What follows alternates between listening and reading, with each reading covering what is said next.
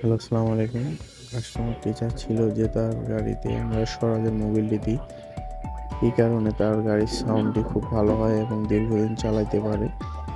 আর স্বরাজের মোবিলটি আসলেই খুব ভালো। তাই কাস্টমারটি বলছিল যে, "এলো ভাই, আমার স্বরাজের সাথে, সাথে আমার আইচারেরও মোবিলটি পরিবর্তন করে দেন।